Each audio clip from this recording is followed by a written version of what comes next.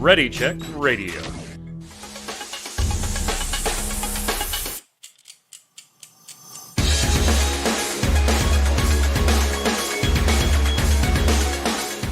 What's up, Internet? Happy Tuesday. It is 7 p.m. Eastern Tuesday evening. That means right here on ReadyCheckRadio.com and Twitch.tv/ReadyCheckRadio, we're bringing you Snowbound, the Blizzard podcast. We've got a lot of World of Warcraft stuff to talk about. We're even going to talk about some of those other games. Yes, they have other games. We'll talk about those as well. But if you're watching on YouTube or listening on Spotify, head on over to ReadyCheckRadio.com, RAIDEO.com.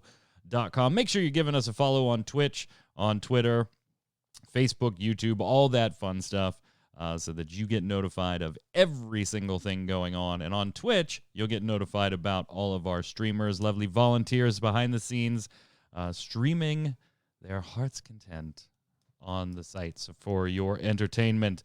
But we got a lot to cover. I'm Mike Burns, so let's get right to it by introducing the co-hosts.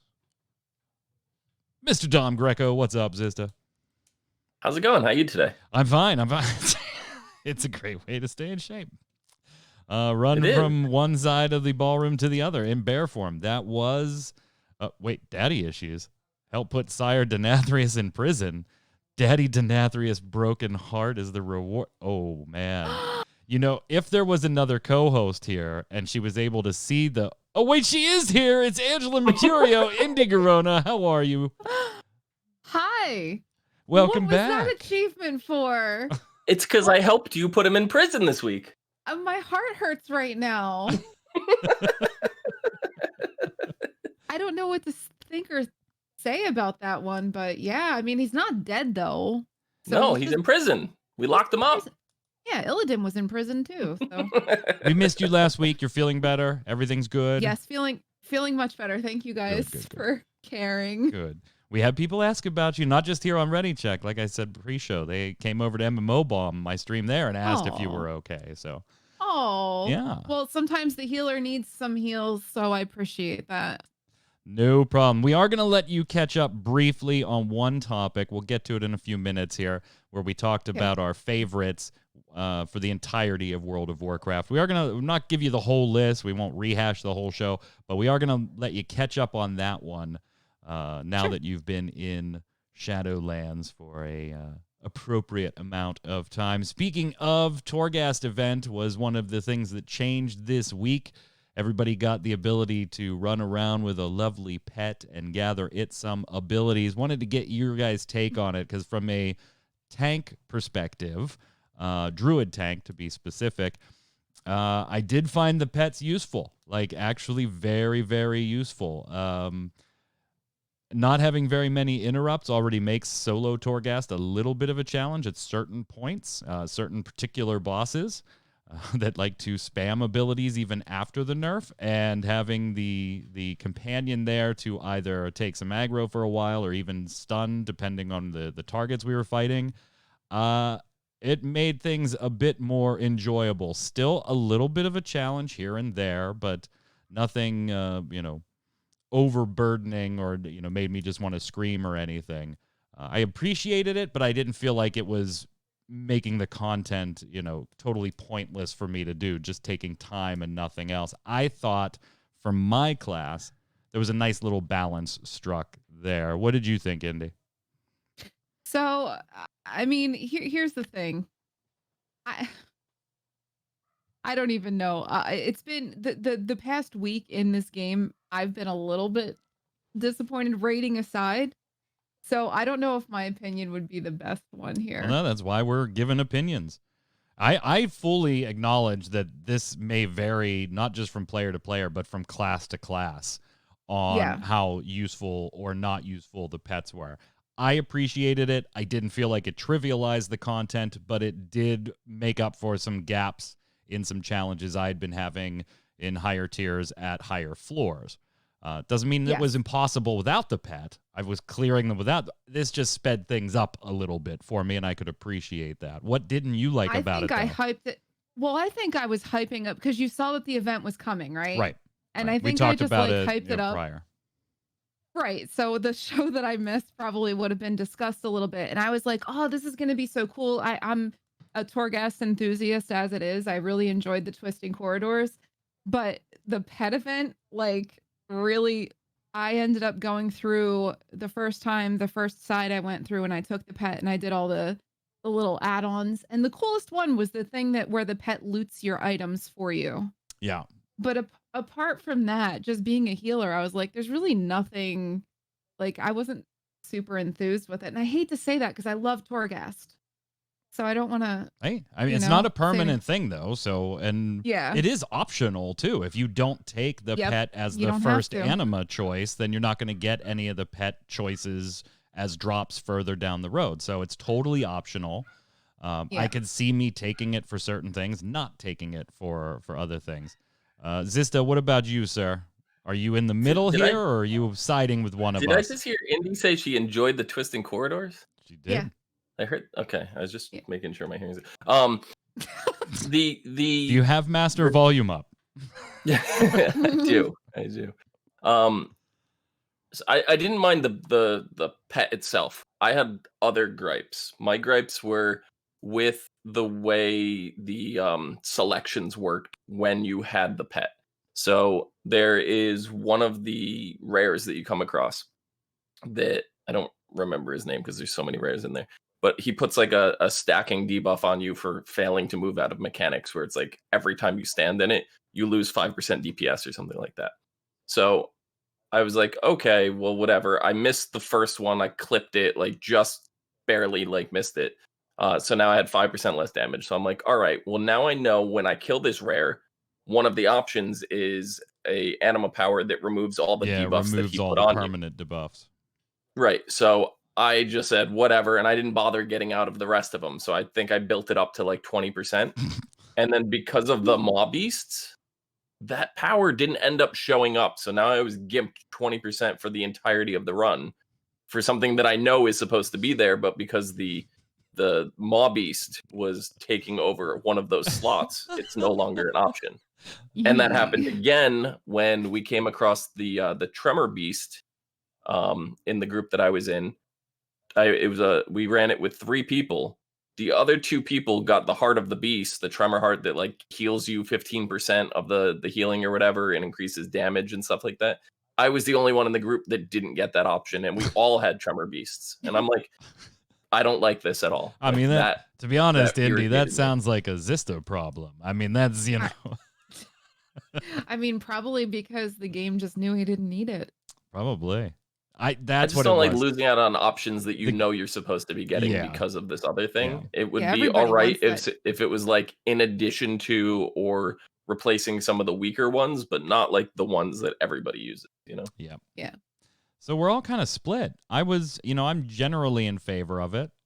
Indy's kind of generally not. And Zista, you seem kind of right in the middle there. You got a little bit of gripes, but all in all, you were like, yeah, that's cool. I liked the beast. I liked them a lot. It was just the anima options. So if they can do something about that, I'd totally be on board. Chat, let us know what you think there. Speaking of events, it is Tuesday. That means not only do we get the weekly reset and the Great Vault and all that stuff, but we do get the next rotation in for events. This time, we've got the Dungeons of Kata as far as our Timewalking events, and we've got the Firelands raid. Indy, you're like clapping. You're very happy. Everybody hates this. We had a debate on Discord about this earlier today, but I was like, oh, I love Cataclysm. And everybody was like, what's wrong with you? Like, what is wrong with you? I enjoyed Kata. Enough to go run the dungeons a bunch of times? Yes. And enough to rerun the raid. You're going to do Firelands? Yeah. Those were maybe it's okay. So maybe it's a little bit of nostalgia because Kata was like when things were really awesome in the game and things were like really enjoyable. The guild was really enjoyable. I think that's when I first started raiding with Zista, actually. I'm amazed you have a different perspective on enjoyable. Yeah, I'm amazed you have a good perspective on this then, if that's when that started. I mean, I started don't think it raiding was with till Zista Mist. and crew this past Friday, and I'm already, there's going to be a storm in my house this weekend, I'm sure. I just Great way watched to internet. that stay in raid. shape. It's a great way to stay in shape. It's storming, guys. I'm going to just chill here and eat a Toblerone. Zista, you don't, you a Kata, you don't seem very excited compared to Indy on the Kata. No, I mean, here. this is the first expansion that I started raiding with Indy. Why would I enjoy this expansion? I'm showing the Kata trailer, by the way, and it had been forever since Kidding, I I'm had kidding. seen can this. see. It had been forever since I've seen this. Like, I almost threw up in my mouth a little bit when I was getting the B-roll together, and I saw that the date, was November 2010 or October 2010 for this trailer. Mm, Oh my I was God. like, this was in 2010 and then released in December of that year. yeah. That is 10 years ago. If we're being 11, yeah. technical, over I'm gonna go back. 10 years ago at this point, by a couple of months at this point. I was excited for Kata when it came out. I was just coming off of, Lich King, which was like the first big expansion for me playing at release and everything, and Deathwing, and it all looked great and everything. I don't know if I'm going to do Firelands. I wasn't a huge fan of the Firelands raid. So I don't think I'm going to bother trying to, get into fighting matches with people about something that drops 200 gear and not being at 200 gear and wait, why are we doing this? But what if we do it as a guild group? If we do it as a guild group, I would go. Yeah, that would be fun. I'm not going to be pugging anything like this. I will do the Timewalking dungeons, though. I actually liked a lot of Cataclysm's dungeons. I thought they were some of the better ones in the game. Even if the ultimate story and raid cycle of Kata really, wasn't quite there for me compared to Lich King, I did love a lot of the dungeons. But Zista, you're just like checked out on this topic. You're like staring into the void. Yeah. I took a break through a lot of this expansion. So like this, I was coming out of a US 8 guild in Vanilla and BC, and I started to do stuff with my friends, and then I joined Months Behind, which was the guild me and Indy were in, and then like we had some drama at the end of the expansion for Lich King, and like coming into this one, I was like, all right. In Burning Crusade, I tried to raid with my friends. It didn't work out. In Wrath of the Lich King, I went back to a top end guild. In this one, I'm going to try to raid with my friends and stuff and do it again. And it just kind of like, we did really well. That was the thing, is we blew through the content too fast.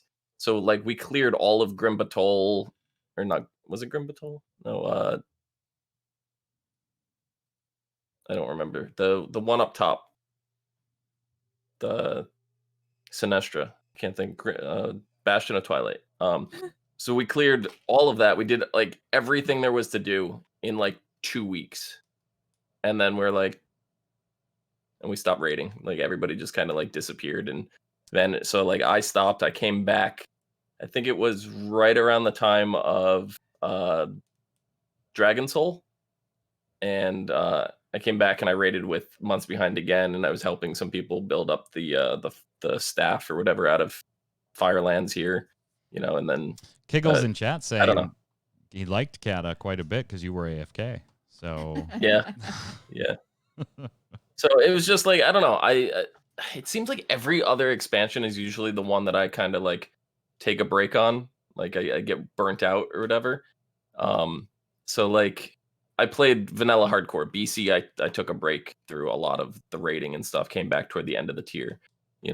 Wrath, I went hardcore. Kata was my break period. So I don't have very fond memories of this place. So which expansion then do you want Timewalking for? Or did we already have it in Lich last time? I would like a Pandarian raid. I loved Pandarian. I'm with you, Indy, on that one. Well, because I took a break for this one and I came back for Pandaland. That was when I raided pretty hardcore again. So I don't know. As long as it's not Siege of Orgrimmar, I'm fine with anything. Siege is just too long. That's my only. If it was broken up into like 2 instances or something, I'd be okay with it. Or maybe have like all the RP removed, or being able to mount through that place. Like that would change everything. But I'm sad that they won't do vanilla raid time walking. Yeah. I mean, they kind of did. We had Molten Core for the anniversary. They just need to bring that back. Yeah, Blackwing Lair, Nax, AQ.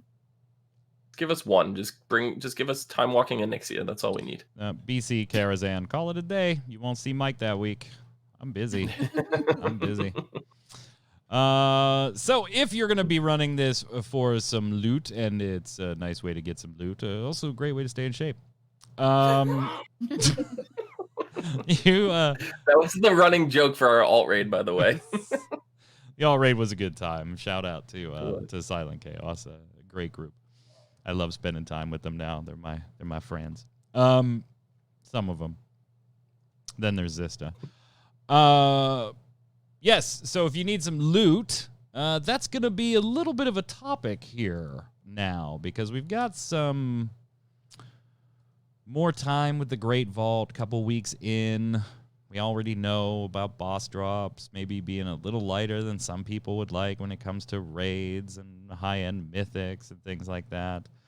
Polygon actually did an entire piece that was very positive on this front, saying that Shadowlands and the Great Vault in particular finally fixes World of Warcraft's endgame problem as far as gear acquisition, grind, repetition, that whole thing. I don't know if I agree with this, but let's start breaking it down. We'll start with you, Indy, first. Now that you've had a few weeks of getting a few Great Vault rewards, maybe seeing if that compensates for running X number of mythics and being asked out and not getting a drop, or doing the raids and not getting a drop. Has it kind of started to balance out now that with the additional vault rewards, and particularly the selection of the particular rewards, if you have multiple objectives completed? Or does it still feel maybe a little lacking as far as gear acquisition for you now that we're a month plus in on the high end of this? Well, here's the thing. I never thought loot was lacking, even when it's particularly sparse and the drops aren't happening and you run 4 mythics and you don't see a single thing. It never bothered me because it's a more vanilla feel. In vanilla, you could raid for an entire month and not get a single piece. Like, you could, to me, it just feels like, and you guys are going to make fun of me, the whole back in my day thing, but it feels like they're making a happy medium between gear acquisition back then and now. And it's not like an overwhelming amount of loot, but the vault is a huge step up from what we had last expansion, which was open your chest, you get what you get. If you can use it, great. If not, there's a shard for you. And now you can do whatever you want to open up as many options. So even though this week my 220 eye level piece happened to be the same slot as my legendary and I couldn't take it, huge disappointment. Does it ruin the game for me? Absolutely not, because I think loot should be hard to get. Zista, do you kind of ascribe to the same thought? I mean, Little Missy in chat saying jokingly, bring back currency from Wrath, but there is a segment of the audience that does want a revamped currency option instead of this lower acquisition through dungeons and raids that we have now, and with the Great Vault being the essentially the payoff. And we're going to talk about Ian talking to PC Gamer and some thoughts on this too. So let's not spoil what Ian had to say, but get your thoughts on here.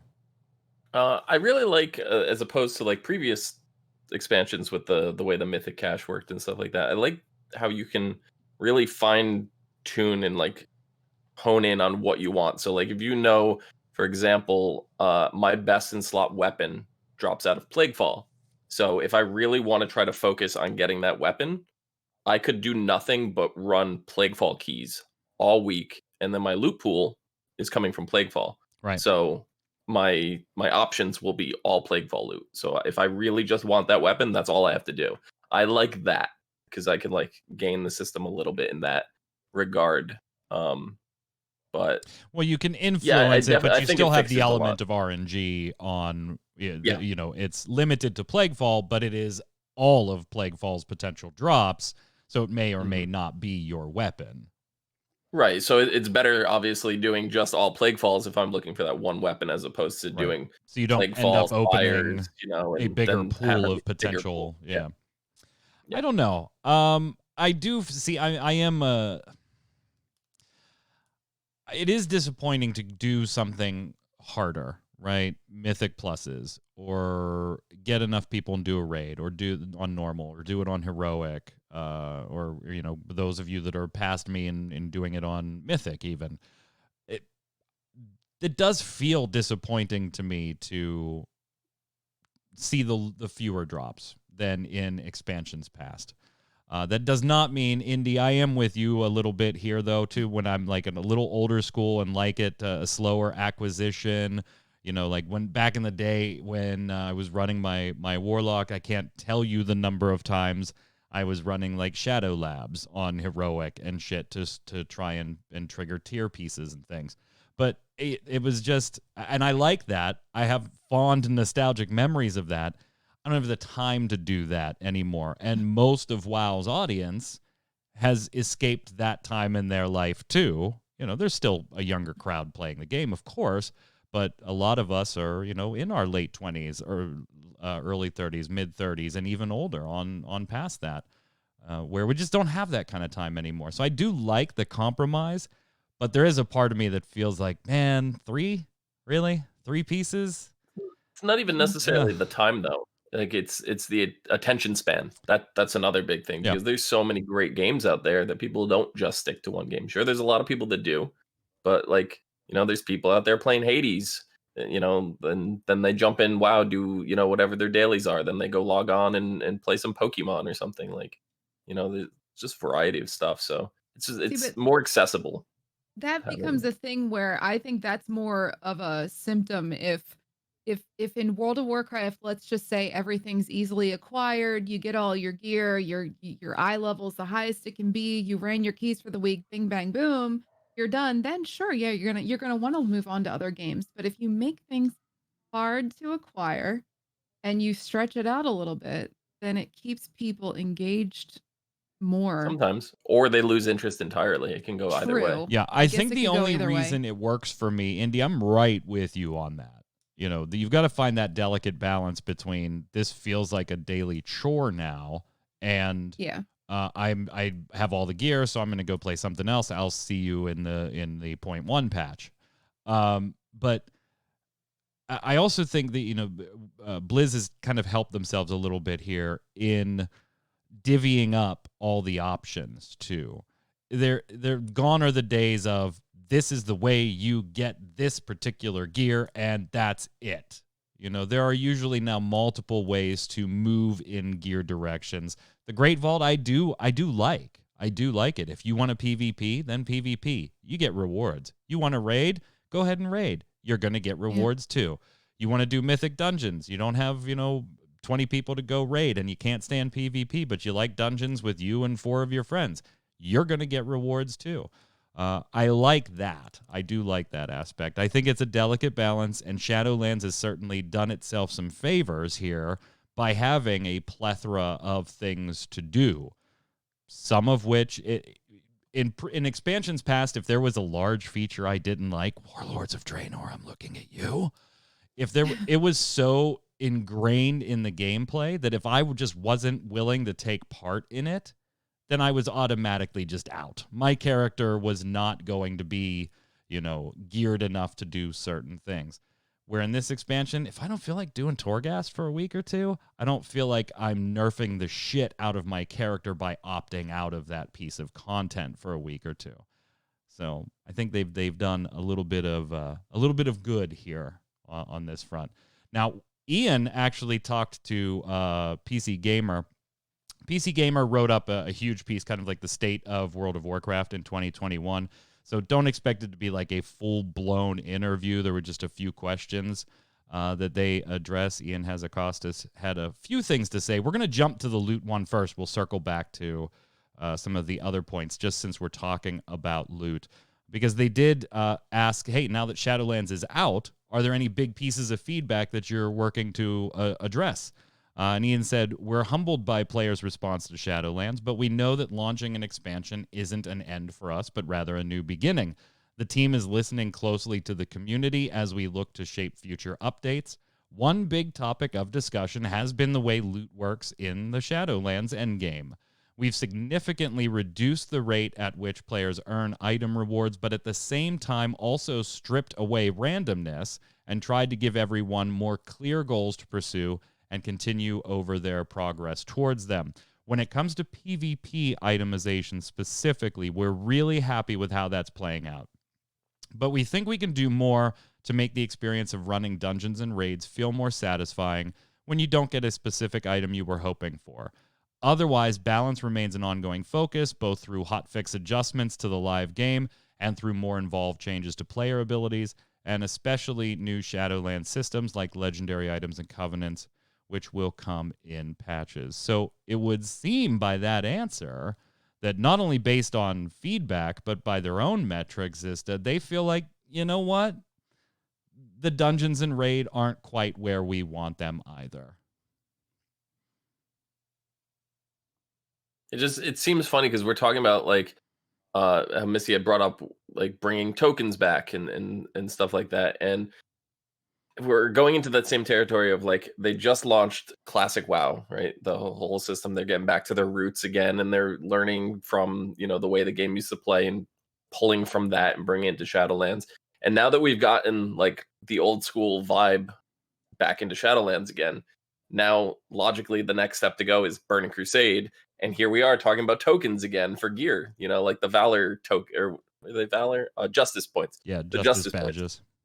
Yeah, so it's like it seems like we're just going to keep going in this cyclical loop.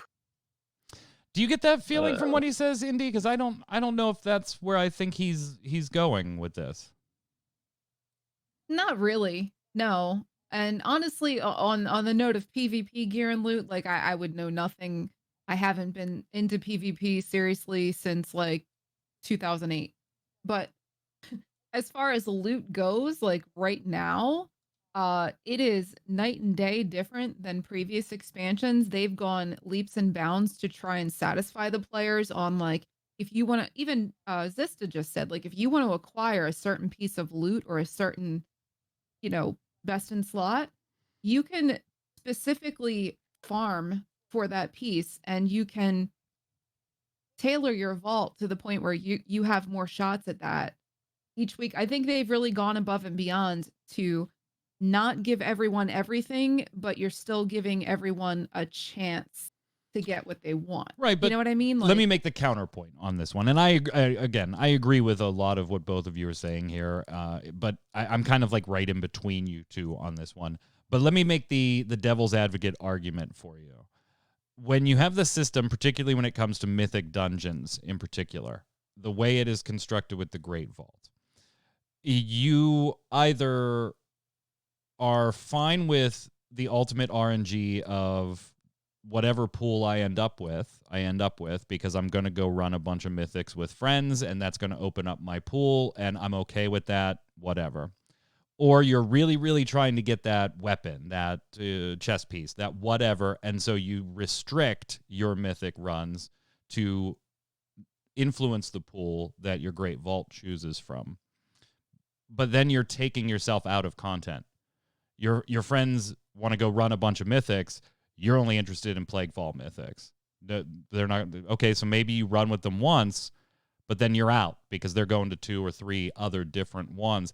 I don't like that aspect of this, where I do have a little bit of influence over the pool my Great Vault might choose from. But if I really want to get the best possible odds at that weapon that I need for my character, then I'm actually removing myself from just having a good time with friends and running, chain running 4, 5, 6 mythics that day. So there is, I think, a downside that does need to be addressed here, particularly if you go chain run those mythics for a day or two. That's, whatever. You spend 3, 4 hours, 5 hours over the course of 2 days doing it. Then you got to wait until Tuesday to see if you got what you wanted, and you didn't get what you want. There is oh my God, I didn't get any drops that were useful while I was doing all that stuff. My Great Vault didn't pay off because of the RNG. damn. I mean, they do have to, I think they have to find something here, right? Something. Well, what if I mean, here's the thing, and this would be, in my opinion, this would be going too far, but they went as far as to give players loot specialization. So you can say, I'm doing this instance as this spec, but I Right. want my loot to be this spec. What if they went to the Great Vault and said, hey, listen, if you really need a weapon or you really need a trinket or whatever, like, you can maybe have something like the seals that they used to have in previous expansions to increase your chances of that, or maybe re-roll. I think that would be going too far, but like, what if they did something like that where if you ran all the mythics with your friends and sacrificed just grinding one for the one item you wanted, what if they had these things to let you re-roll and refresh your items? I think to see some if you type hadn't- of re-roll mechanic might be intelligently implemented. Well, Uh, they could go give ahead, us like a token in the weekly chest as well, like that you need like 3 or 4 weeks of tokens. Like, so say you build up and you can craft, you get like a fragment of something, and then you craft the 4 into one, and you can use that to exchange, and you get like a piece that you want, every 4 weeks or something like that, or last 3 weeks, 2 weeks, whatever. That might be a little bit of a better system. I don't know. Yeah, But and Kiggles is there's in stuff they could do. Kiggles in chat is right. Like if you're doing it all, you're doing the raid once a week and you're doing a bunch of mythic pluses, and you're going to be in pretty good shape gearing up. Please don't misunderstand what we're talking about here. You particularly if you're a newer player and you're just coming back for Shadowlands, or a returning player for Shadowlands, this is not a crippling gear system. It is not. You will be fine. You will get stuff. We're talking about the people that are playing a lot and are up at 200, 205, 210, and in some cases even higher, and just trying to hit those best in slot items at this point. It's a bit challenging and frustrating in certain scenarios. But yeah, you're right. Kiggles is absolutely right. If you're doing your raids and your mythics and all that stuff, you're in good shape. And you're going to have plenty of choices to make every Tuesday with your vault and everything. So, like, a week has not gone by where I have not received some kind of an upgrade right now. But I will say, today I didn't get 2 one. weeks. I was in the same boat Indy was. I didn't get one. It was an Well, I eye mean, level like, swap somewhere for some along the different way. stats. So Yeah, like somewhere along the way, like you got upgrades in mythics and raids earlier, like Sunday. On or Sunday whatever. I got some raid pieces. So so by the time Sunday comes around, you might get more stuff. Yep. So what I'm saying is, somewhere along the way, not just out of the chest, but somewhere along the way, I've yet to not upgrade gear, like out of the span of an entire week. But I will say, out of the last 2 weeks of raiding on both normal and heroic, up to I think it was 6 or 7 bosses in heroic and a full clear in normal for the past 2 weeks, I've not gotten a single piece of gear out of the raid at all, and that seems like a problem. Yep. You got anima though. Got that 35 anima that makes up for everything. Yep. Ian also was asked, what should players be most excited about or looking forward to in 2021 in the World of Warcraft? And Ian said one of the most ambitious and exciting aspects of Shadowlands is its setting. As the team expanded the Warcraft universe to define the contours of an all-new plane of existence. As we look ahead to 2021, we're thrilled to be able to build further on those foundations to tell epic stories that interconnect with different powers of the Shadowlands, heroes and villains of Azeroth, and the inner workings of death itself. This year, we'll see players delve deeper into the mysteries of the Shadowlands, including settings even more fantastical than what we've seen so far. I can't say too much more without getting into heavy spoiler territory, but an incredible journey lies ahead as players work to thwart the plans of the mysterious jailer. All right, Indy, where are we going? I'm excited. So, having gone through all of the Torghast stuff and seeing the cutscene from Bolvar of, where we're at with Anduin, with baby Anduin, I'm super excited. I want to know where the jailer pulled the what is it called? The crystal from. Like, I want to know what realm. Yeah, he just and reaches into a portal and grabs it. So I think that there's a good chance that if he's doing that, we might then have to go somewhere or go into some other realm of existence to thwart this attempt. And I also am super excited. I know it's not like super on the subject, but with Sylvanas, Anduin, all this stuff that's going on. Yeah, we talked I think about that something- cutscene last week. Yeah, something big's gonna happen there. He's either going to he's not gonna choose what she wants him to choose. So she's either gonna go down doing what's right, or he's going to resist and fail at resisting, and then we're finally gonna get to see dark mode Anduin. Zista, what do you So I'm think? excited.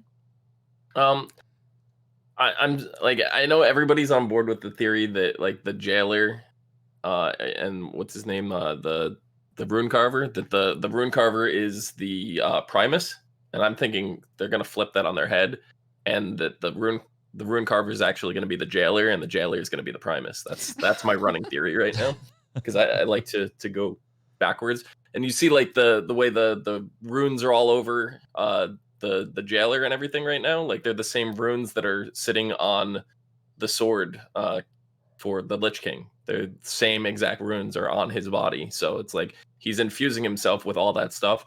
So I feel like we're gonna go into like the next thing is gonna be going into the territory of like where that magic and what those runes and what that's gonna actually summon us into, like the world we're gonna go to from there. That's where I'm heading. You're nutty. You're nutty. I think It's an interesting spin, yeah. but I think you're nutty. Denathrius would know his own brother. I You think? I think you're nutty. Yeah, I don't think you would think. Denathrius would help the Primus. But if he's getting the runes carved into him, he can use that to change his appearance. Who knows? Oh wow, I think you're nutty. Isn't that from Saw? Like where the killer makes himself the victim to trap the. Yeah. Kind of.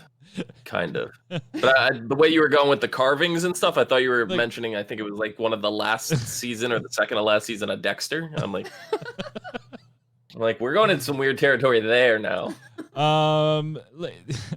Last piece in this PC Gamer article, they did kind of, and this was not for me, and this was just their own, kind of summation thoughts at the end of the article. Speculated on WoW 2.0. I don't want to spend a ton of time on this. We will when they do a WoW 2.0. We'll do a whole fantastical bonus episode. But I do want to ask just the basic question to both of you and get everybody's opinion here. Should they do a WoW 2.0? Like, will they do one? Should they do one? And if so, like, where would it go? Because I'm more of the persuasion that we're not going to get a sequel to World of Warcraft. No, you're not going to get World of Warcraft 2.0. If anything, if they wanted to do a graphic overhaul, system overhaul, get rid of a bunch of technical debt out of the system and eradicate that by launching a sequel, I really just think it would be the continuation of the World of Warcraft in a 2.0 shell, not a direct sequel. That's that's kind of the way I think about a WoW 2.0 or about a WoW 2. We're a little past 2.0. I don't really think of it in the context of a true sequel. Maybe an upgraded World of Warcraft, but maybe you guys think there's a sequel out there, Indy. I'm looking at chat. I please God no. Just no. Just no. There's no point in it. Like, why would you go this long with a established franchise with a bolstering player base and go ahead and separate it and make a WoW 2 for what reason? I don't think there's anything that a WoW 2 would give us that we couldn't get in our World of Warcraft. And that's what I mean, in the show notes I put here, I know, chat, you can't read these. I put the point, like, totally new, or does it just continue the World of Warcraft stories like the expansions currently do, but in the settings of a new UI graphic system that a sequel would naturally bring? Because where do you go from it? World of Warcraft has been the lore driver for the Warcraft universe. What do you just start a new one? It almost sounds as like an MMO out there has already done this exact thing. EverQuest 2, like with the way I've not played either of them, but to my knowledge, the way EverQuest 2 worked is they set the story 1,000 years or 10,000 years in the future. And I think that would be realistically the only way you could do a sequel is you have to separate it so far from what is going on that you would have to see like what is the world like in light years ahead of where we are that you can't even begin to fathom. And I don't see that's the only way you can make and it I don't see a interesting. benefit for them to particularly do that versus let's look at Final Fantasy 14. And yeah, you guys know I'm a Final Fantasy 14 nut and everything. I'm gonna bring it in and talk about it. But the Relic Ride on Thursdays, Ready Check Radio, 7 p.m. I know that this is a bit of a different situation. This came out of necessity. But if you took the necessity out of this, what I'm talking about for World of Warcraft would essentially be what happened with Final Fantasy 14. 1.0 had its own story, and had it not been a catastrophic failure, would have had its own expansion packs. But you had a huge revamp of the game, launched in 2.0 form, new systems, new graphics, new performance, updated this, updated this, but the story continued. There's connections between 1.0 and 2.0. That's kind of, Indy, where I personally envision a WoW 2 at some point, doing that type of, but not out of necessity because they fucked it up. Yeah, that's a little different. I'll give you that one. Well, because even like with EverQuest 1, like the game is still continuing on with expansions to this day. Oh, yeah. They're still releasing stuff. Yeah. And EverQuest 2 is also still releasing expansions to this day. So both games are still alive, and I don't want to necessarily say thriving. No, but, they are not thriving. We got recent numbers when Enad Global 7 bought Daybreak Games, and ironically in the Daybreak portfolio, DCUO is the most thriving of the MMOs in that stable.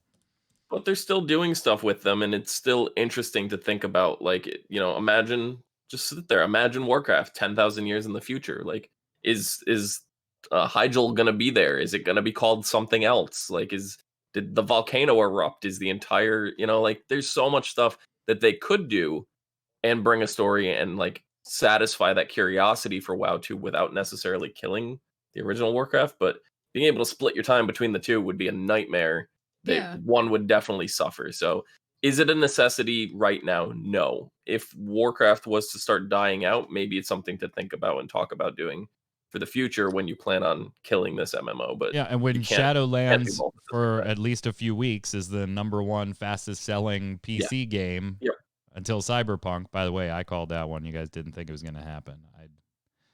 Although, refunds. Anyway. Indy, last week we talked about our favorites. That was the whole big premise of the show. There was a portion in there. We did not get yours. I don't want to go through all of them, but I do want to kind of catch you up here, and we'll say, I know you want to talk about somebody, very near and dear to your heart in a few moments here too. But let's go with your favorite raid in World of Warcraft history. In all of World of Warcraft history? You can take Shadowlands, you can take classic, or not classic, vanilla, whatever you want. It's going to be vanilla. It's a cross between, Blackwing Lair, and I know it's like super easy to us now, but back when we were 40 manning it and it was hard. I would say though Nax was a hell of an experience for me as, a raider, and I would say classic Nax. Favorite playable race? Blood Elves. Favorite playable class? Priest. Favorite, quote, good guy-ish character? They don't have to be true good guy, but good guy-ish. Ooh. Well, I don't think no matter what I say, it's going to be the right answer here, because I like the bad guys that I think are good. Like... Do you want me to tell you what my answer was? Yeah. Sylvanas. And then, Zista, what was your answer for favorite bad guy type character? Sylvanas. Also Sylvanas. So let me ask you this, Indy. Would favorite good guy and bad guy maybe be the same for you? Is this a wedding picture? What am I looking at here? Is this on the wedding invites? Yes, that's this year's Valentine. It's this year's Valentine. That's Kale. That's why you sent him Oh no, that's Kale. Okay, never mind. We're very happy together. It's Kale like- Thoscarona. Or just indie. What's it? Sunstrider? Yeah. Ooh, Yeah. that actually works. Indie Sunstrider. Yeah, I like Yes. that. So would he, You know what though? Through the Venthyr campaign, you learn a lot more about him. You kind of feel bad for him because the way that the accuser is slinging him around and bitch slapping him and denying him his vengeance, I felt bad for him. So I want to see more for this character in future patches because he's not finished yet. I loved the whole Venthyr storyline, although it was just kind of like, it's over.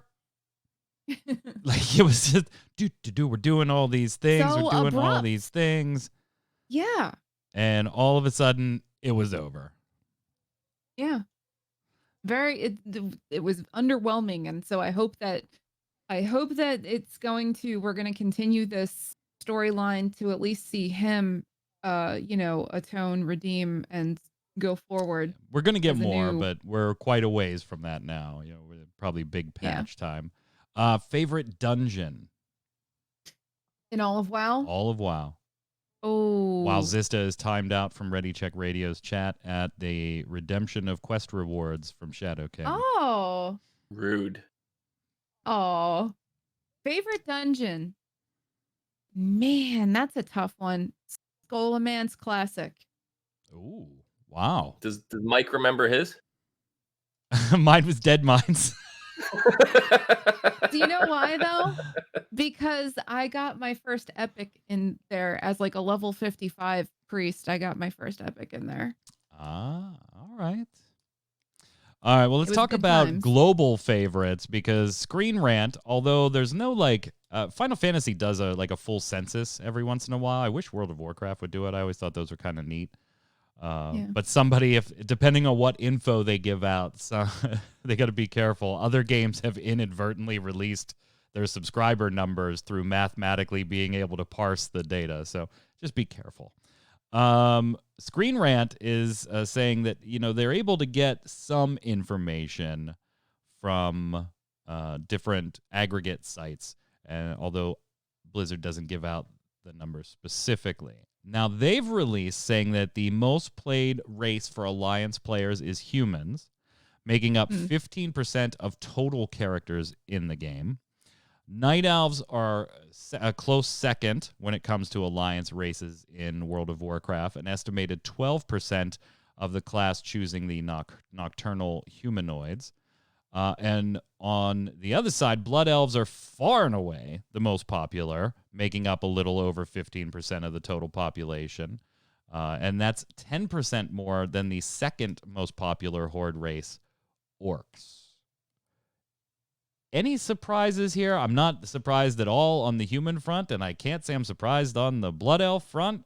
So I am surprised, maybe, that the biggest surprise for me is that the gap between Blood Elves and Orcs is as big as it is. Other than that, I probably would have pegged all four of these as being the most popular, Zista.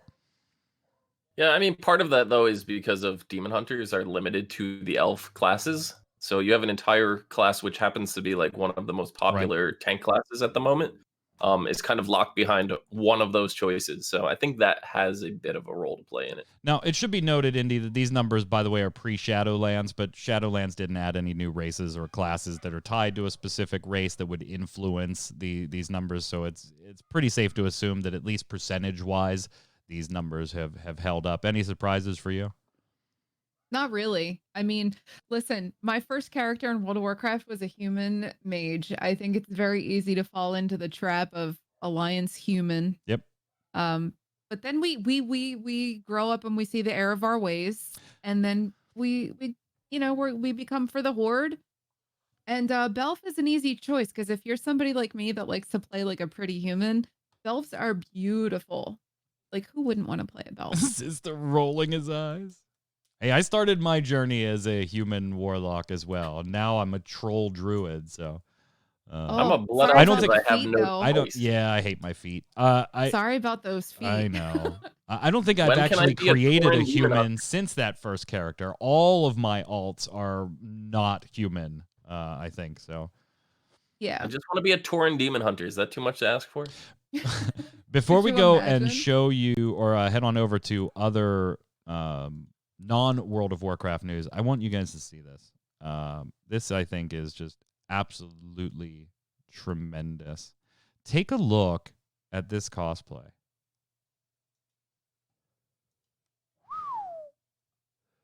Carestria cosplay by Plexi Cosplay. Wow. Look at that. That is phenomenal. It's Yeah. crazy. A lot of tweets It almost a lot of tweets doesn't like saying that the wind was real. going to wreck their day and, and things. But that is absolutely phenomenal cosplay by It almost Plexi doesn't look real. Cosplay. It's just like I don't know if it was maybe touched up a little bit in post, but like it doesn't look real. And if it's 100% real, like if the photo there were altered at all, people accusing it of being CGI.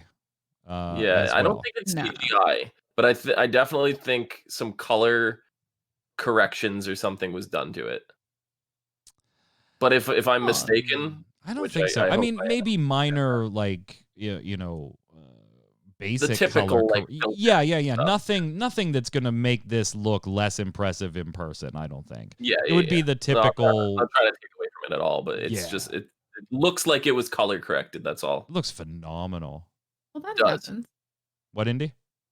That happens. I do photo retouching Yeah. for cosplay models, and honestly, I think that's like the very basic kind of editing. Yep. Some people actually put the spells in there and like have glowing around their hands and stuff. I think all of it's awesome. Yeah, I agree. And I love if there's touch love up the here of any cosplay. type, it is basic, typical, average, run of the mill portrait shot touch up stuff. I don't think there's anything obfuscating or What it hiding looks like anything to here. me, what it looks like to me is they rotoscoped out the cosplay and color corrected just the costume, and I think that's what's throwing people off. Because the environment isn't color The corrected. environment Yeah. is natural and the other is color corrected. I think that's It's just phenomenal. I mean, I don't know for sure if that's what it is, but that's what it looks like to me. I love cosplayers, and some of them just blow my mind. This, I think, is absolutely incredible. So I wanted to just kind of give it a shout. Plexi Yeah. Cosplay.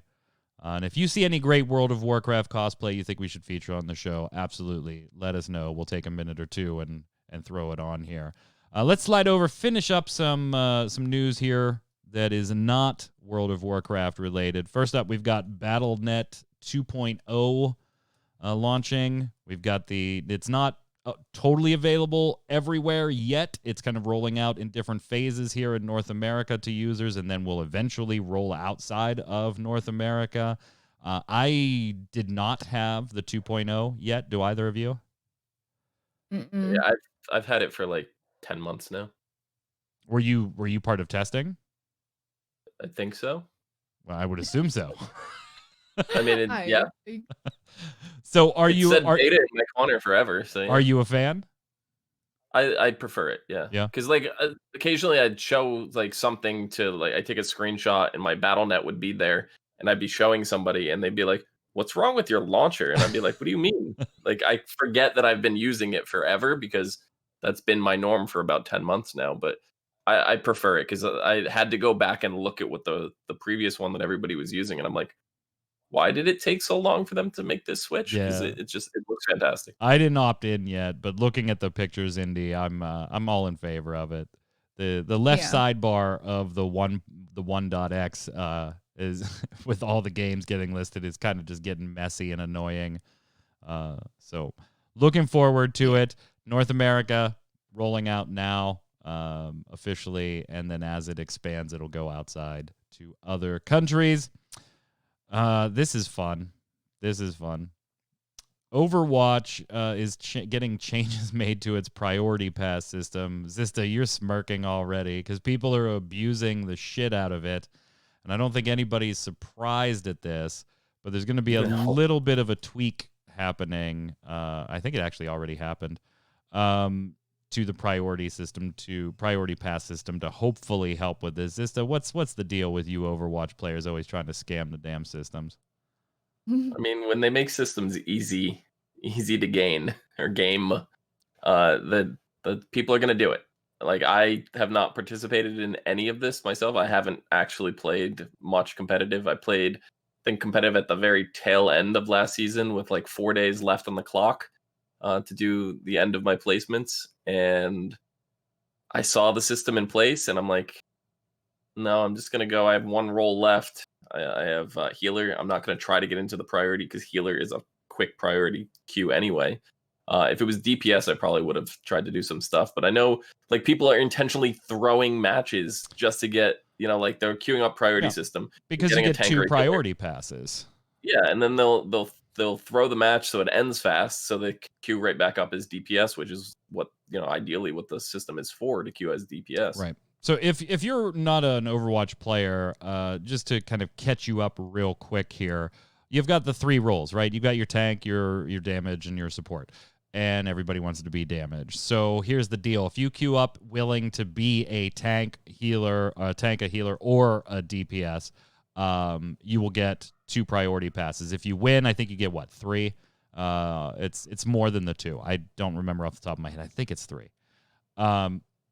Then you can use those passes to jump to the front of the line in a priority queue the next time you only want to queue as damage. And so people farm the passes so that when they do want to queue as damage, they don't have to wait in long-ass queues because there's a bunch of damage and no tanks and no healers. The problem with that is, people are throwing matches because they don't care. They'll queue up as whatever. Fine, I'm support, I'm tank, great, give me my 2 passes, let me get the fuck out of here, this match is over, I've got 2 priority passes. So they're going to be making changes to this. Instead of 2 passes, you're only going to get 1 pass. That'll kind of, hopefully, Blizzard thinks that'll kind of stop the whole process there of wanting to just throw matches. Blizzard's also refunding passes to players if you queued up for a role using a priority pass, then had to wait longer than the estimated time for it. And these changes are already active.